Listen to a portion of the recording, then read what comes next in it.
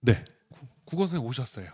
네, 아까 계시던 우리 까만 원피스 입으신 선생님, 국어 선생님. 네, 네, 우선 저는 이 원장 피승원이고요. 우리 덕소고등학교 학생들 요번에 공부 정말 열심히 해서 좋은 성적도 좀 거두었고요. 그리고 앞으로 좀 어떻게 공부시키는 게 좋겠다라는 말씀을 제가 좀 드리고 싶어서 이런 자리를 마련을 했습니다. 요번에 성과가 우리 이제 영어도 그렇고 수학도 그렇고 열심히 해주는 학생이어서 좋은 성과를 거둘 수 있었고, 주요 문항 분석을 좀 해볼 건데 이제 이걸 틀어놓고 제가 말씀을 좀 드리겠습니다. 덕소고등학교가 여기 좀 써놨는데요. 기출제 기조를 되게 급격하게 변화시키고 있는 과도기예요, 현재. 어 그래서 사실 좀 되게 편하게 말씀드리면 이 출제 기조가 이 1차 때랑 2차 때 둘 다 그렇게 어렵진 않았지만 그래도 조금씩 자리를 잡아가는 것 같다라는 생각을 하는데, 상위권 학생들한테는 오히려 전 되게 좋은 것 같아요. 왜냐하면 과거에 너무나도 문법에 얽매여 있었던 그 출제 기조 때문에 학생들이 좀 최저 등급 맞추는데 영어가 도움이 못 된 것 같다라고 하시더라고요. 근데 저도 이제 학생들을 통해서, 비공식적 채널이죠, 학생들을 통해서 학교 선생님이 하신 말씀을 전달을 좀 하자면 뭐 그런 어떤 내부적인 어떤 발전의 논의가 있었다라고 말씀을 하셨고, 근데 단 중하위권 학생들한테는 이 시험 범위 자체가 이 수능 유형을 공부시키겠다라는 명목으로 3개년 모의고사를 공부시키는데요. 이제 사실 조금 잘하는 학생들은 그냥 한번 읽어만 봐도 괜찮아요. 조금 고2, 고3 모의고사도 풀던 학생들은 읽어만 봐도 괜찮은데 그 이하의 학생들한테 80지문의 모의고사를 공부시키고 추가적으로 한 20지문 가량의 본문을 공부시키니까 이게 아예 전략적으로 모의고사는 포기하는 그런 학생들도 있더라고요. 우리 학원에 있는 학생들은 그래도 공부할 의지가 되게 많은 학생인데도 불구하고 뭐 그런 어떤 뭐랄까 유혹, 이거는 출제 확률이 낮으니까 이걸 좀 열심히 할까요? 라는 거 보면 중하위권 학생들한테는 조금 더 어떤 포괄적인 조치가 필요하지 않을까 학교 측에서라는 생각을 저는 하는데, 지금 요번에 요 1번 문제거든요. 실제로 1번부터 10번까지가 1점짜리 단어 시험 단어 문제였어 가지고 실제로 문제가 출제되기 시작하는 건 이렇게 11번이 1번이라고 보시면 되는데, 이 마이저가 이제 구두쇠라는 뜻인데 인지적 구두쇠. 그래서 인간이 뭐 이렇게 탁 집중해가지고 보고 뭐 다 따져보고 이러지 않는다. 그냥 웬만하면 받아들인다. 뭐 이런 글의 요지를 포괄하고 있는 선택지를 찾으세요라는 것이 이제 함의를 찾으세요라고 하는 것이 좀 킬러 문제였어요. 이런 거 보면 확실히 수능 쪽으로 문제를 끌고 가시려고 하는구나라는 그런 의지를 좀 엿볼 수 있고요. 그리고 두 번째로 아직까지도 그래도 지엽적인 문법 개념이 좀 나오고 있어요. 그래서 학생들한테 어떤 문제풀이를 통해서 문법 개념을 조금 소홀히 해서는 안 되겠구나라는 생각이 다시 드는 계기였는데, 지금 보시는 문제 같은 경우는 시간 조건 부사절 if 안에는 미래 시제를 쓰지 못하게 돼 있습니다. 반드시 이제 현재 시제를 통해서 미래를 표현하게 되어 있는데, 이런 것들이 또 학교에서 가르치거나 학교의 시험 범위 안에 들어가 있는 것들이 아니어서 포괄적 문법 학습도 반드시 필요하다라고 생각이 드는데, 좀 전략적인 선택을 사실 할 수도 있습니다. 전략적인 선택이라는 건 사실 한 80점대 후반에서 90점대 초반이면 1등급이 끊기니까 문법을 버리겠다 뭐 이렇게 얘기하는 학생들도 있는데, 그게 되게 이제 근시안적이라는 말씀을 좀 드리고 싶어요. 좀 장기적으로 봤을 때 문법 구조를 중심으로 어떤 식으로 문장이 구성되는지를 보고 내가 정확한 해석을 하고, 해석을 한 걸 토대로 인과 모델링을 통해서 글의 내용을 이해하는 게 그 기본적인 구조인데, 문법에서부터 망가지면 좀 좋지 않다. 그래서 이번 방학을 통해서는 그 주 2회반 같은 경우에는 문법과 구문을 좀 강화할 거고요. 주 1회반 같은 경우에는 제가 이따 말씀드리겠지만 학교 내신에 얽매이지 않도록 고2, 고3, 사실 고2도 아니고 거의 웬만하면 고3 수준으로 문제를 풀리는 훈련을 시킬 계획을 하고 있습니다. 지금 3번 같은 경우도 보시면 학교 시험에서 그래도 100점을 맞는 학생들은 되게 잘하는 학생들이에요. 왜냐하면 고2 이상의 어휘력을 요구를 하는데, 지금 요번에 이제 요양문으로 출제된 34번 같은 경우에도 사실 요양문이 요 내용은 우리 학생들이 공부하고 들어가서 중위권 이상 학생들은 뭐 내용을 아는 건 어렵지 않습니다. 그리고 요양문의 문장 구조도 그렇게 어렵진 않았는데 여기에 있는 단어들이 이제 평소의 단어를 꾸준히 열심히 외우지 않으면 어려웠고, 특히 이제 여기 일드의 경우에는 여기서 이제 명사 뜻 하나 그리고 동사 뜻 두 개가 완전 달라요. 명사 뜻 하나는 산출도 아니고 산출량이라는 뜻이고, 타동사로 쓰였을 때는 산출해내다, 그리고 자동사로 쓰였을 때는 양보하다라는 뜻이에요. 그래서 요 문장 구문을 통해서 혹은 맥락을 통해서 이 단어가 들어가는 게 적절한지를 판별하는 것이 좀 어려웠을 수 있다. 이런 것들을 봤을 때 우리 첫 시험에서는 그냥 그저 쉽다 쉽다 쉽다 이렇게만 얘기했잖아요. 요번에 2학기 때 어떤 식으로 출제될지를 좀 보고 싶고, 저는 내년도 되게 기대되는 덕소고등학교의 출제 기조이다라고 말씀드릴 수 있겠습니다. 그래서 저희 실전 모의고사 통해서 학생들이 선생님 그래도 실전 모의고사 풀고 들어가니까 실제로 학교에서 한 거랑 형태가 똑같으니까 도움이 많이 됐다라는 얘기를 했거든요. 지금 보시면 왼쪽에 이렇게 쭉 우리 어휘 문제 학교랑 동일하게 좀 출제를 했고, 오른쪽에도 지금 의미하는 바로 적절한 것은 이런 거 보시면 이제 유형도 똑같은 것들을 계속해서 좀 공부시켰다는데, 내신 때는 내신 대비 좀 압축적으로 한 6주에서 5주 정도 좀 지문 학습 확실히 하고, 그리고 내신 실전 모의고사로 대비하면 좀 잘하는 학생들한테는 계속해서 무리가 없을 것 같다라는 생각을 합니다. 제가 좀 우리 학원에 잘하는 학생들이 좀 많이 다녀서 무리가 없다라는 말을 되게 쉽게 했는데요. 사실 모든 학생들이 1등급은 아니고 1등급보다 1등급 아닌 학생들이 더 많은데, 어떤 식으로 공부해야 되는지를 좀 말씀을 드리고 싶습니다. 지금 그 1등급을 맞은 학생들은 절대로 학교 시험의 난이도에 안주하면 안 돼요. 그래서 고2 때까지 정상에 도달해야 되는데, 제가 이제 정상에 정복해야 된다라는 말 하지 않고 도달해야 된다는 말씀을 드리는 이유는, 그래도 정상이라고 하면 영어에서는 95점 정도를 얘기하거든요. 사실 100점 맞으면 미련한 거예요. 100점 맞을 정도로 공부를 할 필요는 없습니다. 절대평가기 때문에. 근데 90점을 터치하는 건 사실 좀 위태로워요. 그 시험 날의 컨디션도 있고 뭐 마킹 실수를 할 수도 있고 여러 가지 변수가 있으니까 95점 정도를 평균적으로 맞을 수 있는 그 실력에 고2 때 도달하고, 고3 때는 그냥 일주일에 한 번 정도 모의고사 풀고 본인 실력 점검하면서 누수가 있으면 보완해 나가면서 하면, 사실 우리가 수시 원서를 썼을 때 영어 때문에 득볼 것이 많을 거다. 영어를 통해서 최저를 맞춘다든지 내신 성적을 좀 우수하게 유지한다든지 하는 그런 수준을 좀 유지해 주길 바란다라는 말을 좀 하고 싶고요. 그리고 저희 이제 덕소고 같은 경우는 그 모의고사를 좀 상위권인 그러니까 지금 좀 먼 얘기를 하고 있는데, 중장기적으로 봤을 때 1학년에서 2학년 넘어갈 때 와부 덕소로 나누지 않을 생각이에요. 그래서 이제 고2 개념을 공부하는 반, 그리고 이제 고3 수능을 공부하는 반으로 나눌 거고, 그리고 와부고 같은 경우는 3학년 제재를, 다시 말해서 수능이나 평가원을 아예 2학년 때부터 시험 범위를 해버리거든요.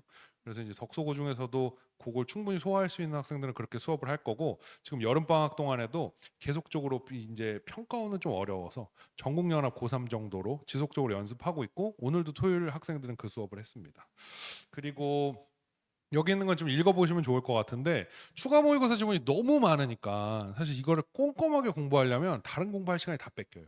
그래서 그냥 내가 원래 사실 유형을 엄청나게 꼬아놓는다든지 변형을 하는 학교가 아니기 때문에 이걸 원래 그냥 수능에서 만났어도 모의고사에서 만났어도 풀 수 있을 정도로는 본인 실력을 반드시 올려놓을 필요가 있겠다라는 말씀을 드릴 수 있겠고, 자, 그리고 이제 두 번째 같은 경우는 어떤 킬러 문항 풀이하는 것들에 대해서 연습을 많이 해두면 아무래도 내신뿐만 아니라 우리 모의고사 수능에서도 도움을 많이 받겠다라는 생각을 하고 있습니다. 그래서 꾸준하게 어휘 학습 시키면서 꾸준하게 모의고사 풀면서 꾸준하게 어떤 해설을 통해서 성찰을 해볼 수 있는 시스템 속에 속하는 게 좋겠다라는 말씀을 드릴 수 있겠고요. 그리고 이제 그 2회 주 2회 공부하는 학생들은 아직까지 이제 중학교에서 고등학교를 올라오는데 어려움을 좀 겪고 있는 학생들이 있어요.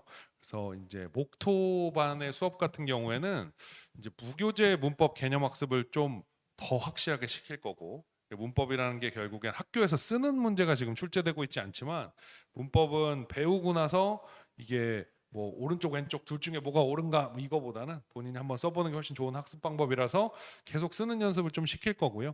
더하여서 배운 문법을 토대로 문장 구조를 파악해서 해석하는 연습을 특강으로 좀 진행을 하고 있어요, 제가. 그래서 사실 좀 아주 잘하는 학생들한테는 오히려 이제 그 학생들이 욕심 때문에 좀 저 듣고 싶어요 해도 넌 듣지 마라고 얘기하는데 그 학생들이 이제 그 학생들을 제외해 놓고는 제가 이제 목토반 와보 저 덕소고 목토반 같은 경우는 필참을 시키고 있습니다. 요거는 무료 특강이기 때문에 제가 좀 강요를 하고 있습니다. 그리고 수준별 지문 논리 독해 하는데 목토반 같은 경우는 고1에서 고2 수준 번갈아 가면서 할 거고 그리고 토요일반 같은 경우는 거의 고3 쉬운 문제들 그러니까 고2 문제는 좀 너무 쉬운 학생들이 있으니까 고3의 쉬운 문제, 어려운 문제 좀 섞어서 하다가 고2 것도 좀 연습하고 할 건데요. 그 계속 어려운 어떤 지문과 논리의 스스로를 노출시킬 수 있는 기회를 제공하려 합니다. 이게 이번에 우리 여름 방학에 이제 학습 관련된 어떤 플랜이고요. 관련해서 질문이 있으시면 방학 때. 네네네. 그렇습니다. 내신 대비는 이제 재료가 다르니까요. 맞습니다. 방학 때 구분 없이 어차피 실력에 따라 고2 때 우리가 이제 고3 모의고사에 어느 정도 수준에 도달해야 되기 때문에 방학 때는 합반을 좀 해서 실력별로 구분할 생각입니다. 그렇죠. 네, 산술적으로 3점짜리 하나 그러니까 뭐 3점짜리 두 개 정도면 이제 94점이니까요. 3점짜리 킬러 뭐 이를테면 순서 삽입 하나, 빈칸 하나 정도의 여유가 있다고 얘기 드릴 수 있겠습니다. 네. 네네. 그렇게 안정해 줬었어요.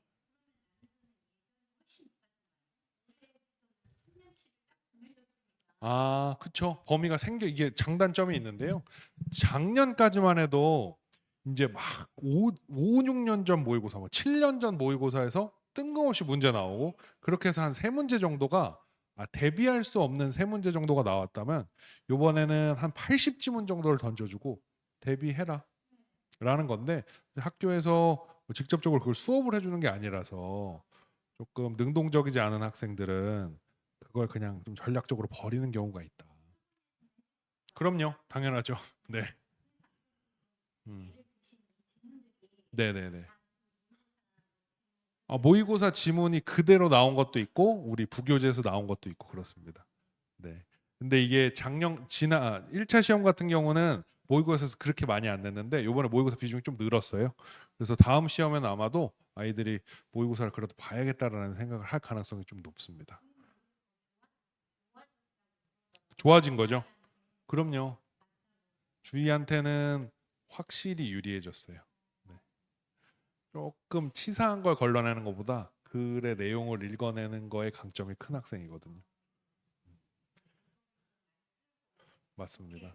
네, 문법이 거의 전격 폐지됐다고 보시면 됩니다. 음. 네, 그게 훨씬 수능형이죠. 근데 중하위권 학생들의 입장에서 생각해 봤을 때는 좀 기초부터 차근차근 올라가는 건 오히려 조금 더 부담이 될 수 있다라고 할 수 있겠습니다.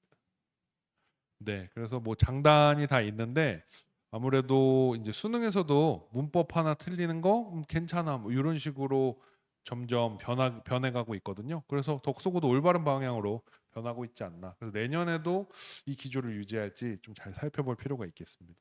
네. 그래도 사립학교라서 그 비교적 좀 본인들의 어떤 기조를 잘 유지하는 편이에요. 네. 네, 오히려 그렇습니다. 네. 올해 엄청 완전 네, 바뀌었다. 거의 대변혁이다라고 할 수 있죠. 네. 다음에는 국어 선생님 모셔가지고 국어 선생님 이제 이번에 덕소고 분석해 주시고 그리고 저희 이제 또 추가적으로 저 여기 앉아 있으니까요. 끝나고 얘기 나눌 수 있었으면 좋겠습니다. 감사합니다.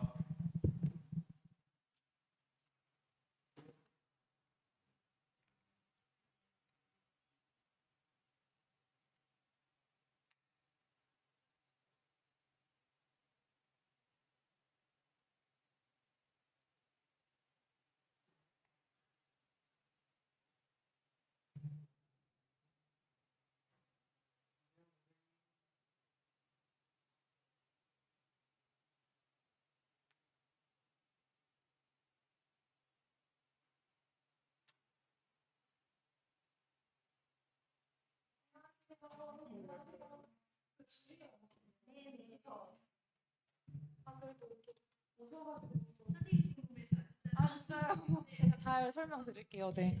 그래도 전 진짜 뭐 아예 없는 데서도 그냥 뭐 이렇게 설명하고 있어가지고 한 번도 안 오셨을 때도 그래서 오늘 저한테 좀 도움 받을 거나 궁금한 거 그냥 다 여쭤보고 물어보고 가세요. 네. PPT.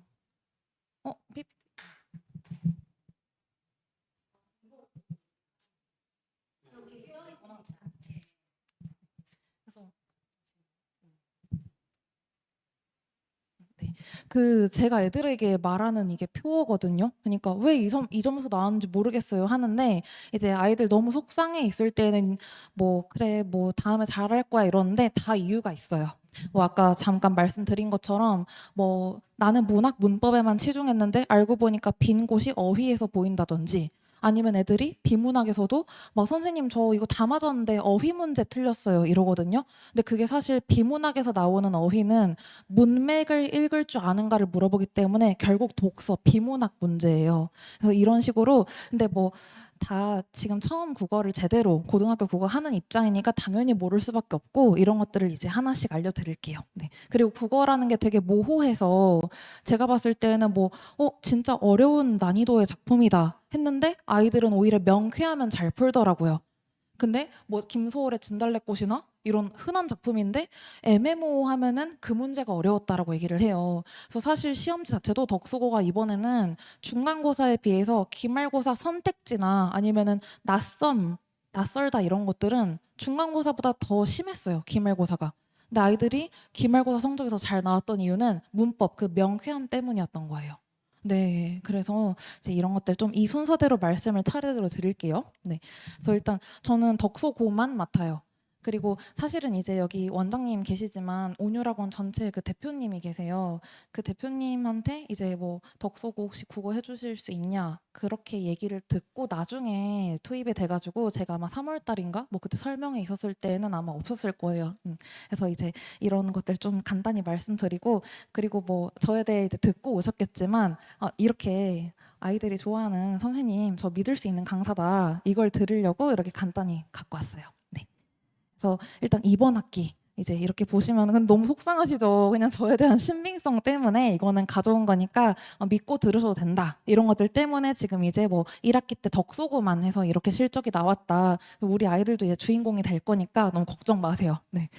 그래서 이제 저라면은 이제 저도 이제 여기 와가지고 와보고랑 덕소고랑 그런 경향을 들었지만 그리고 지금도 이제 아이들의 그런 아이들이 입에서 나오는 사실 얘기들이 실제 체감하는 그 학교에 대한 수준이잖아요. 근데 저라면 덕소고 보냈을 것 같더라고요. 제가 막 아이가 이제 어떤 실력이든 간에 네 근데 익히 들었는데 왜냐면 일단 이번에 교육과정이 바뀌면서 1등급 아니면 안 돼요. 수시로 보낼 거면.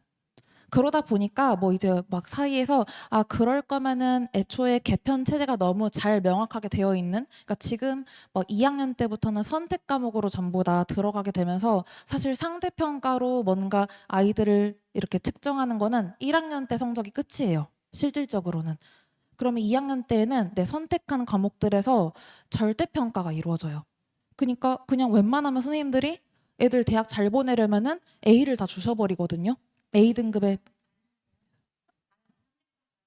네. 근데 그게 어떤 식이냐면은 그 아이들이 많이 선호하는 그런 과목들은 상대 평가로 하는데 뭐 예를 들어 나는 세계지리 쪽으로 나갈 거야. 그러면은 세계지리를 택했으면은 그 과목 같은 거는 절대 평가로 매김해져 버려요. 그러니까 아이들 사이에서 그러니까 원래는 이제 교육과정상에서 절대 평가로 2, 3학년 때는 해라라고 하지만 학교들에서는 실질적으로 그렇게 운영을 하면은 나뉘어질 수가 없다. 전교권이 될 수가 없다 하면서 아이들이 많이 택하는 선택 과목은 상대 평가로 한다고 해요. 그러다 보니까 전체 아이들, 전교생 전부 다 상대평가로 이루어지는 거는 1학년 때가 끝이에요. 그러니까 상위권 애들일수록 1학년 때 점수에 목을 매는 거예요. 그러면은 1등급 아니면 제가 거의 안 된다라고 했잖아요. 그래서 덕소고 같은 경우는 어쨌든 간에 우리가 이제 보는 와부고에 비해서는 조금 인원수가 더 많이 1등급이 책정돼 있는 편이죠. 그러니까 저라면은 덕소고 보내겠다 싶은 거예요. 그리고 제가 시험지를 봐도 그냥 덕소고 시험지 같은 경우는 교과서 내에서 나와요. 그리고 학교 선생님들이 수업을 막 이렇게 하신 걸 애들이 필기를 적어오잖아요. 그럼 그 필기 바탕으로 저는 유인물 만들거든요. 그러니까 그런 거에서 거의 다 나오기 때문에 아 진짜 여긴 노력하면 되겠다 싶은 학교여서 그리고 전략적으로 그렇게 덕소고를 보내신 부모님들이 상담 전화 해보면 좀 많더라고요. 네, 그래서 뭐 그렇게 좀 말씀을 드린 이유는 노력하면 나올 수 있다를 근거 있이 지금 말씀드리는 거예요. 그리고 이제 이번 기말 시험범위였는데 거의 문법이죠. 그리고 이제 3-1 단원 이게 그 이때까지 전에는 한 번도 없었던 지문, 다른 교과서들에서 작년까지는 한 번도 보이지 않았던 지문이 이번 해냄 교과서에 1학년에 새롭게 실린 문제였어요. 이게 무엇을 의미하냐면은 저 같은 학원 강사들이나 다른 선생님들께서도 대비할 만한 소스가 없어요. 이렇게 새롭게 출제된 지문은. 그러면은 나오는 것들이 소단원 형성평가나 아니면 기본적으로 주어지는 문제집 문제들 있죠. 거기서 쬐끔 변형해서 나오는 것이기 때문에 오히려 이렇게 교육과정이 바뀌었을 때에는 낯선 지문이 더 쉽게 나와요. 소스가 없어서. 그리고 교육과정이 바뀐 지 조금 해가 지나고 아 이번 해가 마지막 교육과정이야 이럴 때 있죠. 그때는 충분히 데이터들이 많이 쌓였기 때문에 훨씬 더 변형이 심화돼서 나와요. 이것도 팁이에요 약간. 그러니까 우리 아이들이 진짜 이번 해에는 덕소고뿐만 아니라 모든 학교들이 시험에 다 쉽게 출제되지 않았어? 이런 평들이 강사들 사이에서 나오거든요. 이게 교육과정 첫 해의 특징이에요. 그러니까 이때 점수를 오히려 잘 따놓을 수 있어요. 수시를. 그래서 뭐 문법 이랬다. 그리고 덕소고는 그냥 아이들이 이제 갱지로 나눠주는 프린트물들 보면은 아이들 입장에서는 아 뭐 어디서 선생님이 학교 선생님이 뭐 문제 뭐 뽑아다 주시던데요? 이러지만 그게 다 기출 문제거든요. 모의고사 기출. 그래서 아 이런 것들을 보면은 어디서 막 족보닷컴 이런 데서 긁어오는 게 아니라 학교 쌤들이 그래도 기출 문제를 나눠주시는구나. 수능형 문제들 있죠. 그런 것들 아이들 연습해보라고 배부해 주시는구나. 이런 걸 봐서 이제 이런 것들을 대비만 시키면은 사실 내신 기간에 문법 같은 경우는 수능에 대한 선행까지 되는 거예요. 네. 잘 들리시나요? 근데 제 목소리 안 울리고? 네. 이번에 1컷이 높았죠. 그래서 진짜 하나도 배점 좀 적은 게 틀렸어야 되는데 뭐 희망 고문이라기보단 솔직하게 말씀드리면 중간고사 때 점수가 좋았던 아이가 기말고사 때까지 점수가 좋게 유지되는 아이가 있었어요. 근데 중간고사 때 성적 좋았는데 기말 때 이번에 오히려 80점대로 떨어진 아이가 있었어요. 네, 근데 이제 저도 이렇게 데이터를 보면은 좀 모의고사에 대한 공부들 있죠. 모의고사 공부들을 해왔던 아이들이 기말 때도 안 무너지고 계속 유지가 되었는데 그게 어떤 식이냐면은 모의고사 공부를 해왔다라는 거는 계속 국어 공부를 꾸준히 한 아이들. 네, 그 아이들이 무너지지 않았다 이렇게 생각하시면 돼요. 네, 그래서 뭐 이렇게 좀 촘촘한데 오히려 또 2등급 컷은 뭐 10점 이상의 차이가 나죠. 그러니까 덕소건 진짜 상위권은 또 상위권대로 그리고 뭐 안 한 아이들은 안 한 아이들대로 이렇게 몰려 있어요 학교들이. 그래서 뭐 보시면은 이렇게 지금 문항수를 전부 다 제가 이제 분석을 해놓은 것이고 기말은 아무래도 문법이 많았다. 그리고 오히려 문학이 지문 하나 들어가는데 외부 시들이나 이런 게 들어간 것도 아닌데도 뭐 문학도 비중이 결코 적진 않았어요. 그리고 원래 다른 학교들은 1학년 때 어휘를 잘 안 내요. 문학 문법에 치중하게끔 하려고. 덕소고는 어휘가 중간고사 때에도 출제가 되었고 이번에도 출제가 되었어요. 그래서 이게 좀 근데 큰 특징이에요. 왜냐면 어휘를 배제할 수 없는 학교라는 것은 아이들이 문학이나 비문학에만 혈안이 돋궈져 있는데 어휘도 막 고전 어휘나 2학기 때는 이제 난 비문학에서도 막 많이 나오는 어려운 단어들 있잖아요. 뭐 공시적이다, 막 이런 말들 애들 모르거든요. 그리고 막 상쇄된다 이런 말을 은근히 또 몰라요. 그래서 이런 것들에 대한 대비를 시켜놔야지 교과서 어휘뿐만 아니라 이런 것들 다 나머지 선택지들도 읽을 수가 있거든요. 준비 많이 했죠? 네. 어머, 네. 네, 나와요. 네. 그 두 가지 유형이 있어요. 이제 질문하시니까 사전적 의미를 물어보는 것, 문맥적 의미를 물어보는 것. 근데 애들이 문맥적 의미에서 많이 틀려요. 생각보다. 그러니까 사전적 의미는 평소 어휘력이고요. 한자니까 문맥적 어휘는 이렇게 읽어봤을 때 이 문장 속에서 이 말과 대치될 수 있는 말을 근데 적절하지 않은 것을 1번부터 5번 중에 찾아라인데 이거는 사실 어휘력이 딸려서가 아니라 이 글에서 어떤 맥락으로 지금 이 부분을 해석하는지를 그러니까 독해 문제예요 결국 그래서. 네. 그래서 여기 보면은 보시면은 뭐 여기 지금 뭐 최다 영역 문법 같은 경우는 아무래도 의문의 변동 이 많이 출제가 되었는데 의문의 변동은 또 쉽게 말씀드리면은 이거는 수능 때까지 연계되는 파트 그다음에 문법 요소. 이게 이제 크게 이렇게 요렇게 두 가지 단원인데 여기 문법 요소 중에서 나눠 놓은 거예요. 문법 요소, 의문의 변동인데 의문의 변동은 예비고일 때 우리 선행을 했을 수도 있고 모의고사에도 그러니까 수능 때에도 무조건 한 문제 출제가 돼요. 근데 문법 요소는 사실 조금 암기형이어서 내신 위주의 학습이라 생각하시면 돼요. 근데 내신은 아무래도 외운 아이들, 성실하게 외운 아이들을 책정하는 시험이기 때문에 학교에서 이 부분을 생각보다 많이 출제를 하시는 거죠. 모든 학교들에서. 네. 왜냐면 이건 선행되어 있는 애들이 사실 뭐 시험 기간 때 안 해도 풀거든요. 네. 그리고 이제 이 부분은 저는 좀 이렇게 심도 있게 봤는데요. 독서 아까 3 뭐 1단원이 그냥 교과서 속에서의 비문학 지문이에요. 근데 이 비문학이 총 5가지 유형이 있어요.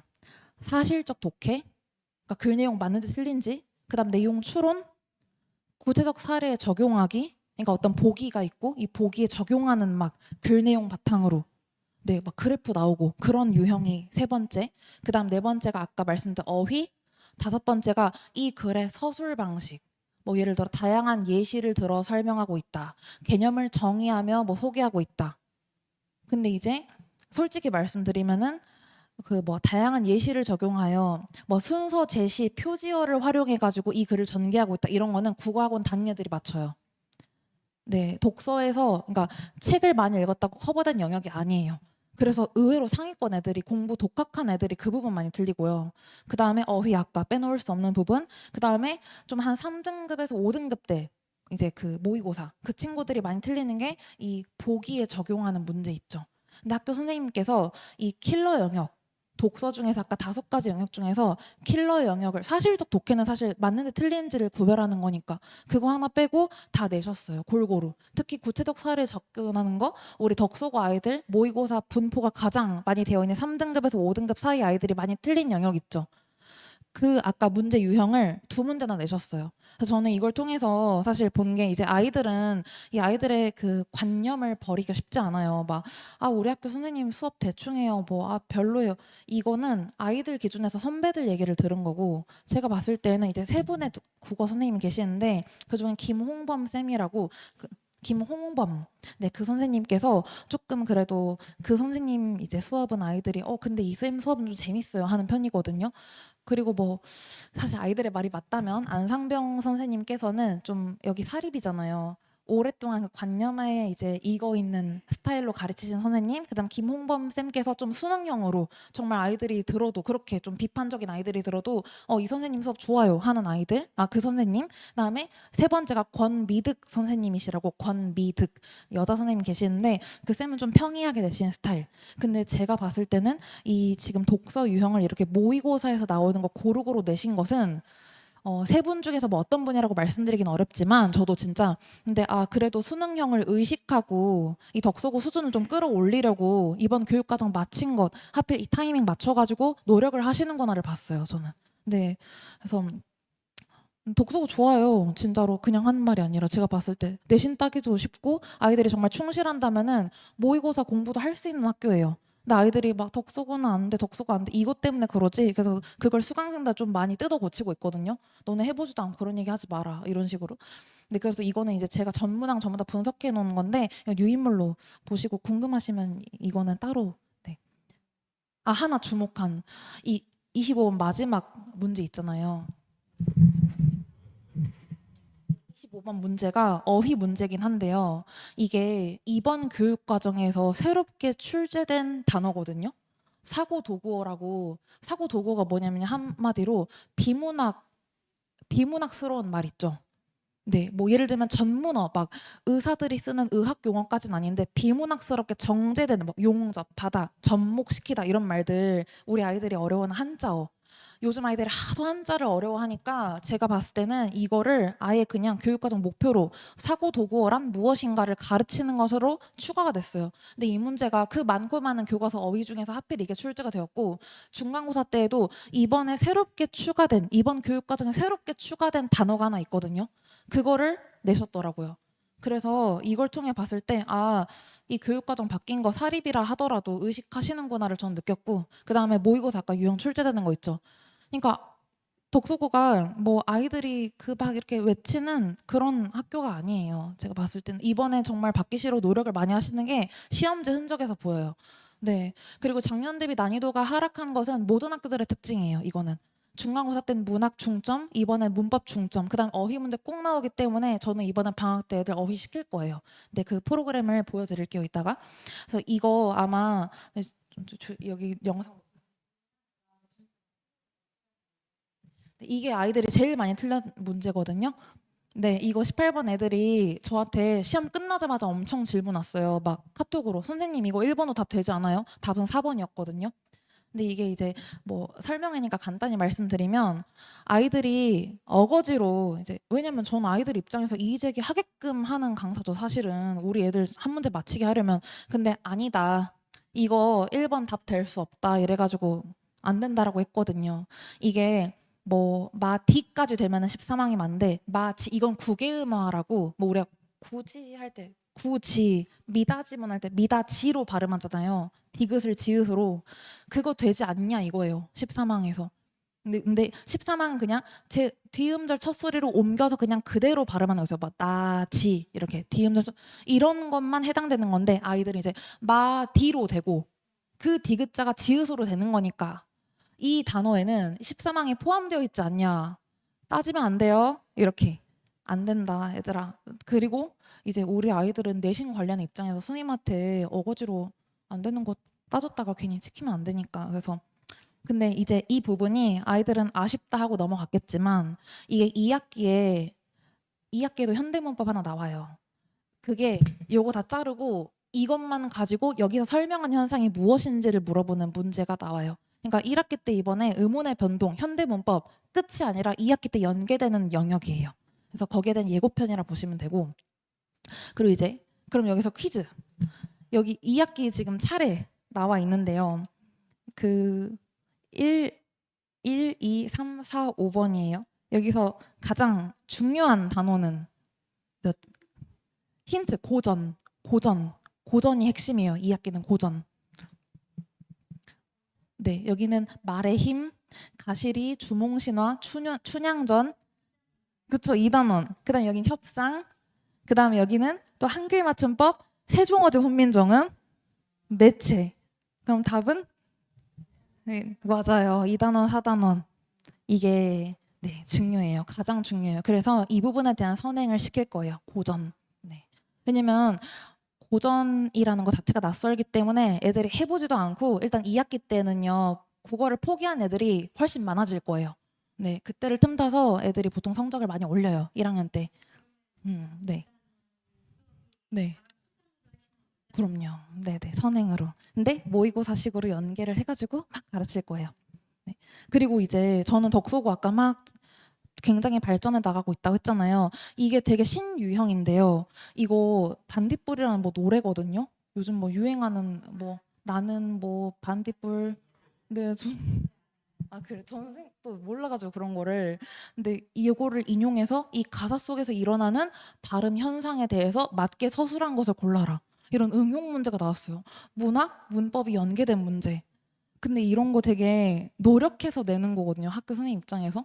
근데 이게 사실요, 뭐 제가 이제 덕소고만 지금 주력하고 있지만 대치동에서 맡고 있는 학교들이 있는데 그 학교들이 여기는 문법이 좀 어려운 학교고요. 그다음 여기는 하나고등학교라고 좀 그 또 어려운 학교가 있어요.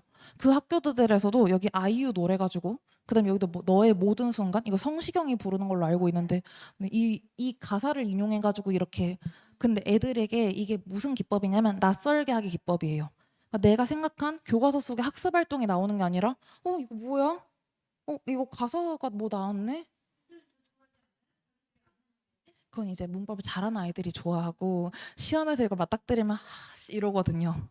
왜냐면 아이들은 암기한 것을 내신 때는 해내야 된다 이게 압박감이 있어가지고 반갑지 않아요 이게. 근데 이런 되게 어쨌든 간에 문학 유형이 신유형으로 막 발전하고 있다. 저는 그런 거 봤을 때 너희가 알던 덕소고가 아닌데 얘들아 막 긴장해야 되는데 학교 선생님 수업 잘 들어야 되는데 계속 이렇게 얘기를 하거든요. 그 이런 이제 어쨌든 제가 맡고 있는 학교들이다 보니까 이렇게 막 뭐 특히 하나고등학교랑 덕소고랑 그 같아요 교과서가. 네, 같아요. 제가 막 준비할 때. 아, 그래요? 네네. 그 되게 덕소고침 교과서가 흔하지 않은 교과서거든요. 근데 이제 쟤네 학교 교과서도 흔하지 않은 교과서를 항상 써요. 왜냐면 시중에 떠돌아다니는 사교육을 막으려고. 네, 왜냐면 강사들은 국어는 교과서마다 지문이 다 다르기 때문에 많은 학교가 택하는 교과서를 묶어가지고 수업을 하고 싶어 해요.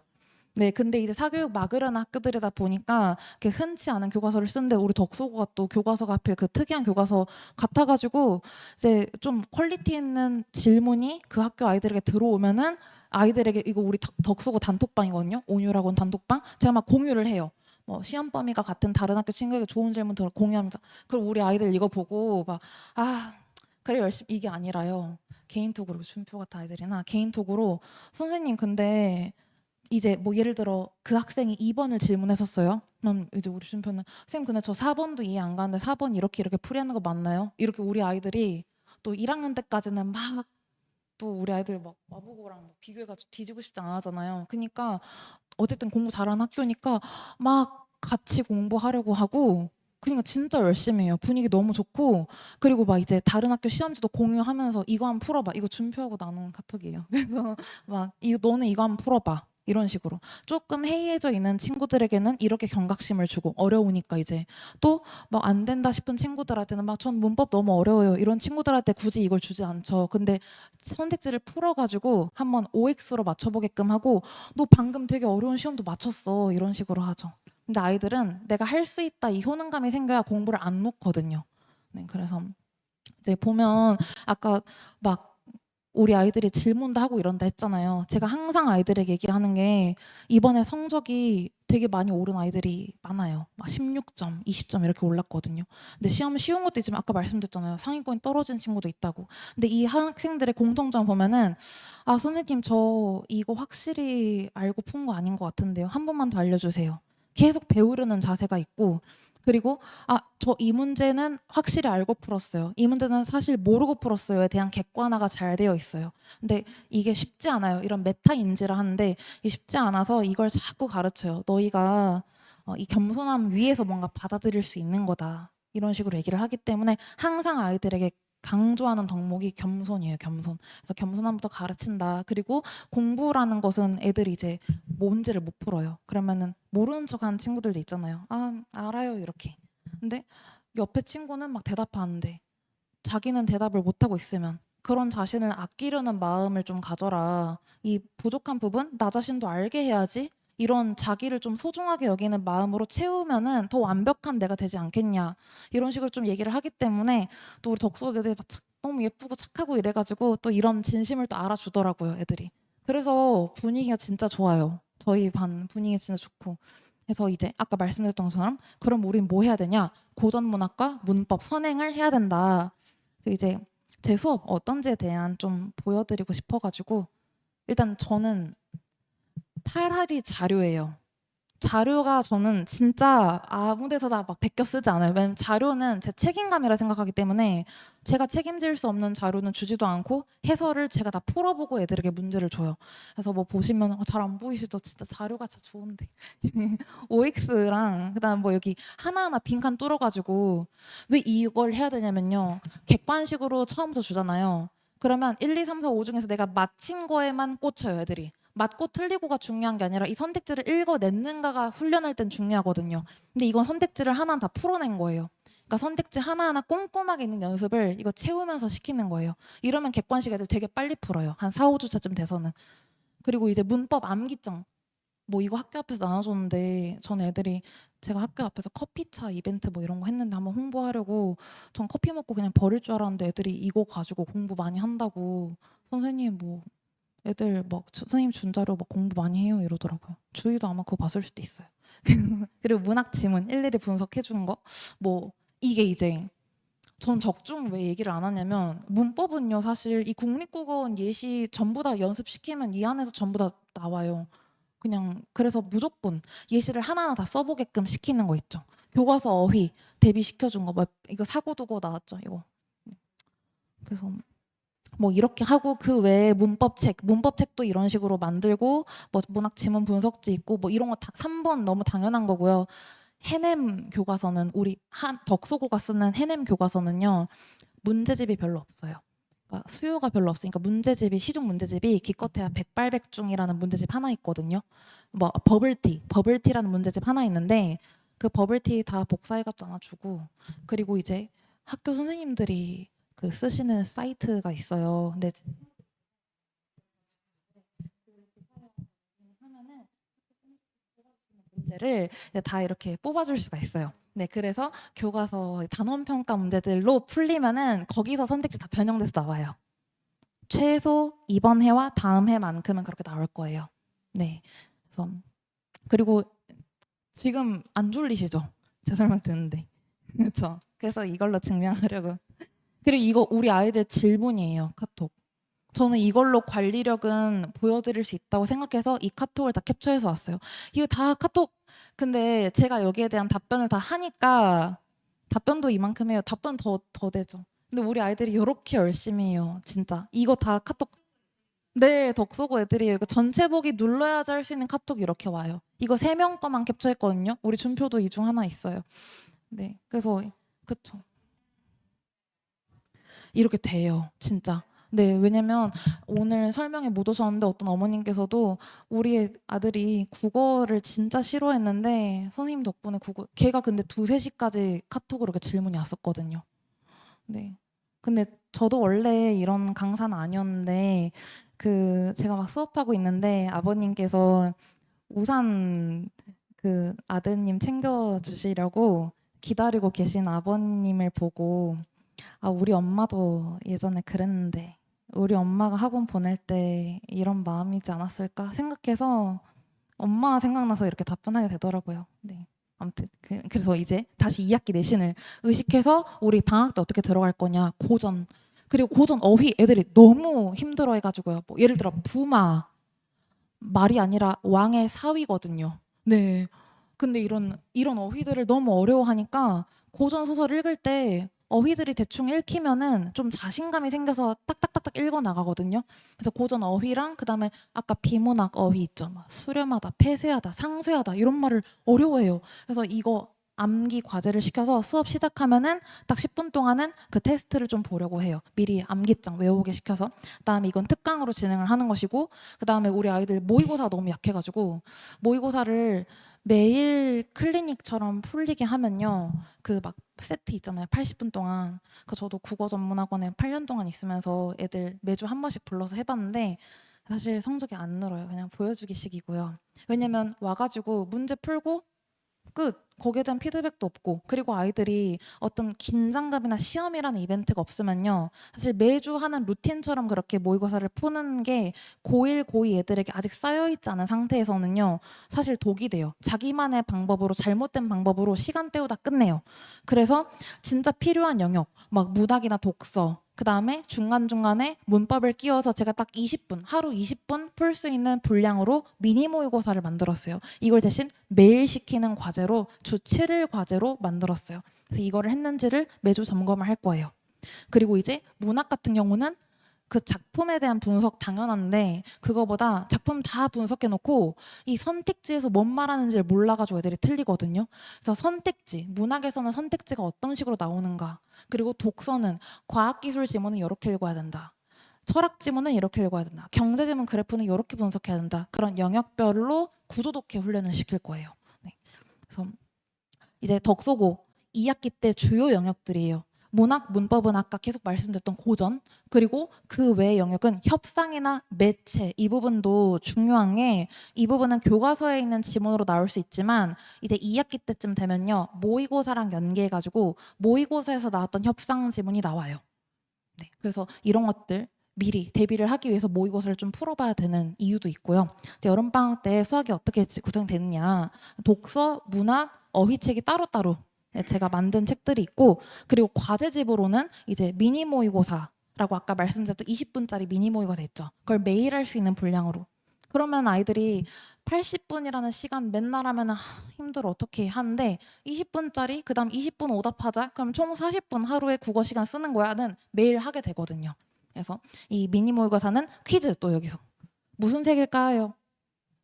네, 표지 색깔. 이거는 지금 초록색, 이게 보라색, 이게 파란색이거든요. 힌트. 눈에 탁 띄어요. 네. 오, 맞아요. 노란색. 짜잔. 그래서 원래 퀴즈 두 가지 준비한 거 선물인데 두 분 오셨으니까 두 분 드릴게요. 네.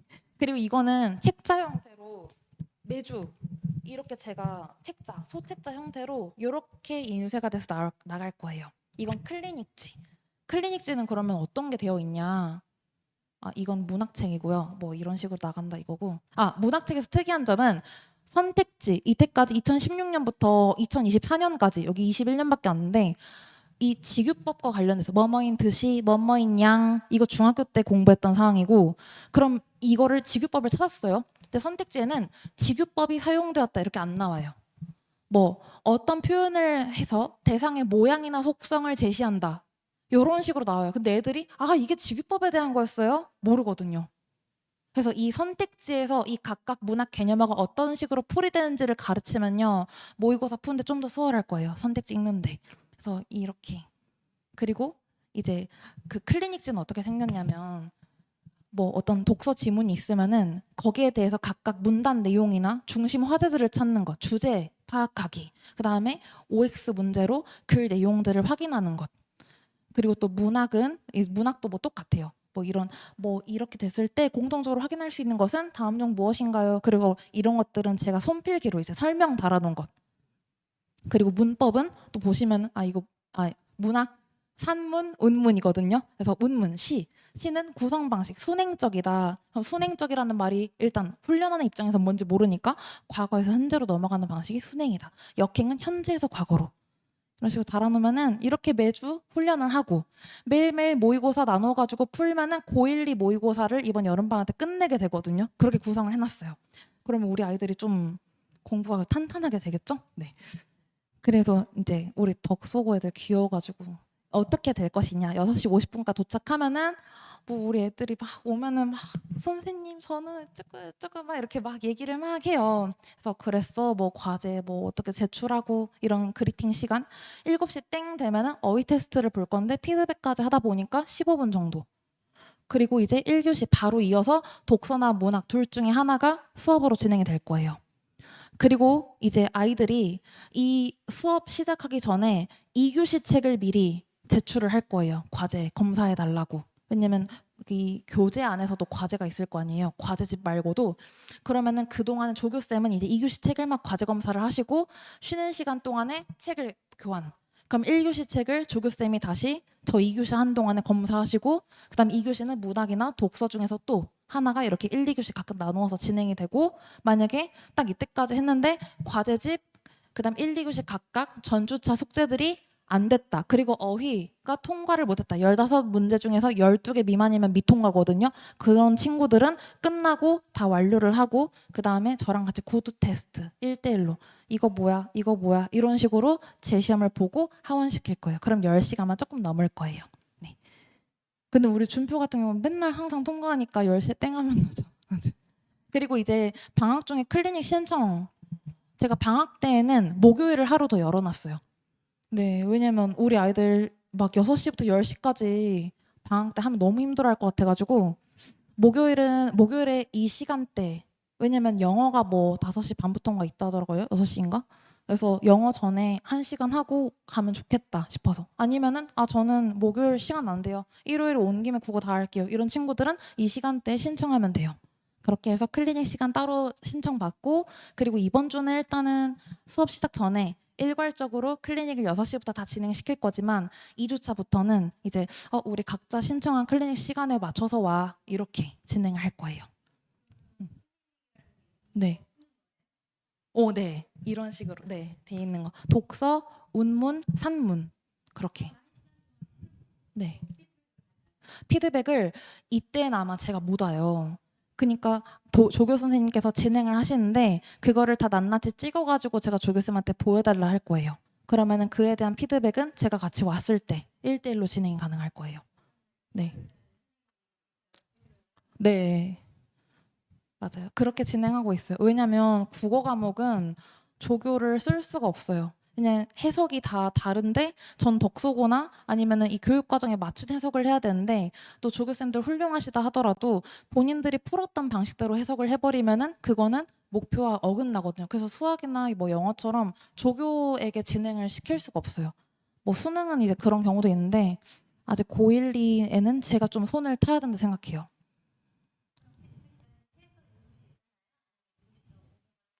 근데 보통 아이들이 7시 안에 못 끝나는 경우는요. 아마 클리닉 미완료 이런 식으로 해서 숙제로 넘어갈 거예요. 그러면 거기에 대해서 주중에 그러면 오늘 다 못하고 간 거 주중에 쌤한테 언제까지 검사 맡을 거야 이런 식으로 해서 카톡으로 점검을 해요. 그리고 막 카톡으로 이해가 안 된다 거의 없긴 한데 이해가 안 돼요. 그러면 전화로 해주고.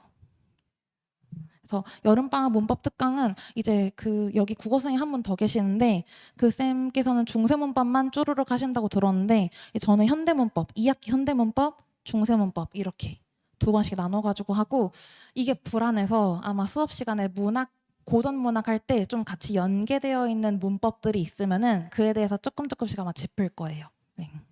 이렇게. 그래서 뭐 다른 자료들이 뭐 이렇게 있다. 그리고 여기 맨 마지막 시간에 하는 그 이런 예시들은 전부 다 덕소고 시험 범위에 들어가는 것들. 그렇게 해서 이제 저는 보시면은 막 진짜 이거를 본인이 공부를 한다고 생각하면 엄청 빽빽하거든요. 근데 이걸 우리 아이들이 공부를 싫어하던 아이들도 하게끔 만들어요. 그게 가장 큰 장점이라 생각하고 믿고 맡겨주시면은 일단 성적이 오르게끔 네 그렇게 가르치도록 하겠습니다. 감사합니다.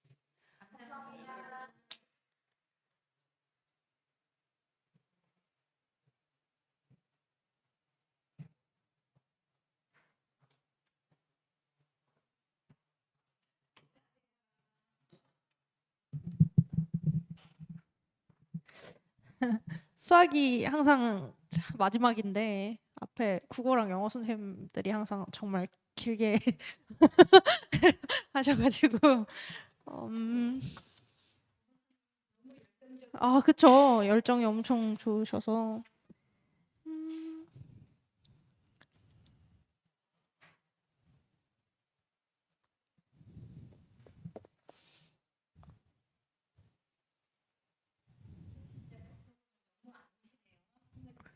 아 근데 지금 또 덥고 그래서 아까 와보고도 그렇게 많이 안 오셨어요. 예, 덥기도 하고 이제 집에서 이렇게 편하게 보실 수도 있으니까 아무튼 네네네 영상이 올라가니까 네. 아무튼 그 덕소고 수학 관련해서 또 근데 참석해 주신 분들 다들 아이들이 너무 이번에 시험을 잘 봐가지고 제가 수학에 대해서 뭐라고 말씀을 드려야 될지 모르겠는데 또 영상으로 남기도 하니까 일단은 말씀을 드리겠습니다.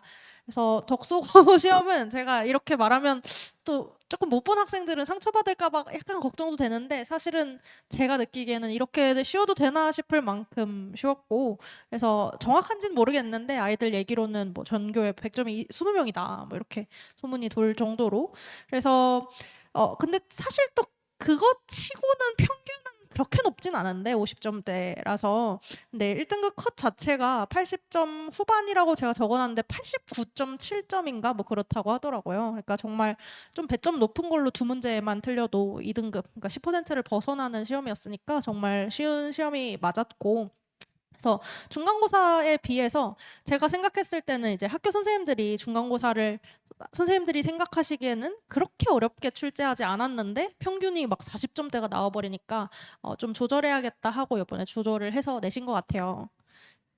그래서 중간고사 같은 경우에는 그 열몇 문제가 그때도 각 그 부교재에서 다 연계돼서 나오기는 했는데 그때는 그래도 모의고사 기출로 조금 어려운 문제가 외부 문제로 나왔었어요. 근데 이번에는 외부 문제가 아예 없이 전부 다 부교재랑 교과서에서 출제가 되다 보니까 그래도 성실하게 부교재랑 교과서 열심히 풀었던 학생들한테는 진짜 다 어디서 본 문제였어서 조금 더 편안하게 풀 수 있는 시험이었던 것 같습니다. 그래서 뭐 세부문항 분석이라고 갖다 놓기는 했는데 이게 난이도 하, 중, 상으로 분류한 문제들이 이게 위에 있는 게 이제 이번 시험 문제고 아래에 있는 게 그 부교재나 교과서 문제들이거든요. 보면 연계가 그냥 된 것도 아니고 진짜 딱 숫자만 바뀌거나 거의 안 바뀌어서 완전 똑같이 출제가 됐기 때문에 원래 문제를 풀 줄 아는 친구들은 좀 간단하게 풀었었던 것 같아요.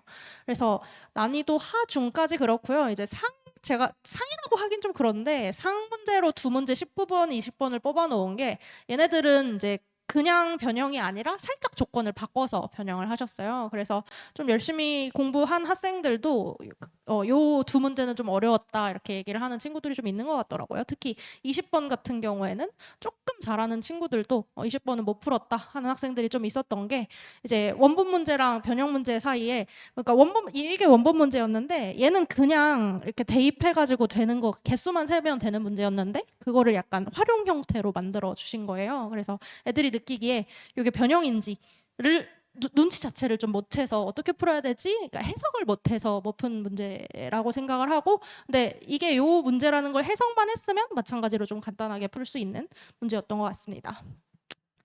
그래서 뭐 전반적으로 부교재 연계율 자체가 진짜로 중간고사보다 상승했다고 하는데 뭐 중간고사 때도 많았고요. 그냥 연계율 자체가 계속 좀 높아서 부교재의 중요성을 너무 강조를 해도 부족한 것 같고요. 그래서 시험이 이렇게 쉽다 보니까 사실 어려운 시험에서는 실수 한 문제를 해도 이렇게까지 티가 나지는 않는데 여기는 난이도가 쉽고 컷이 높다 보니까 조금 못하는 학생들도 그럼 다 잘 보잖아요. 그래서 다 잘 보는 시험에서는 실수 한 개로도 진짜 등급이 갈릴 수가 있어서 그게 조금 치명적인 시험이었던 것 같습니다.